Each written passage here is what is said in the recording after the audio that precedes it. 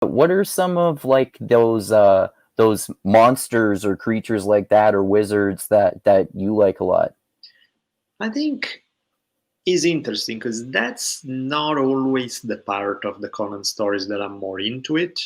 I They blend in well enough that they don't bother me, but they are clearly a key part of our world building for that kind of universe.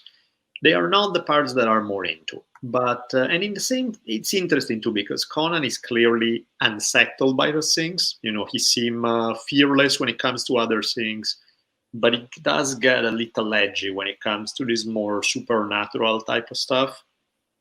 You know, his thing is as long as it has a body, I can stick a sword through it.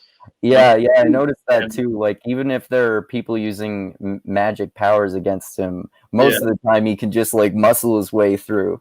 yeah, but the magic unsettles him because he's like, hey, we're not playing by the same rules here. What's happening? You know, it's like, but yeah, it's interesting. Is generally speaking not my favorite part of it all.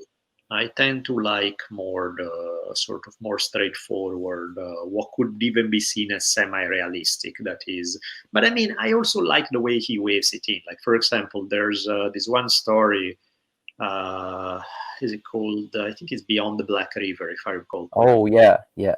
and it's brilliant. It's a frontier story, a clash between the Aquilonians and the Picts. The Picts are like kind of model of sort of Celtic people from Scotland, also sort of along American Indians. There's this tribal society living in more close contact with nature, and you know, the whole clash between them. There is some definitely some magic. There is these shamanic rituals involved, but they fit. You know what I mean? It's like they are not the main part of the story, but they are a good part of the story. And but really, you could do them without those aspects, and the story would be amazing anyway. You know?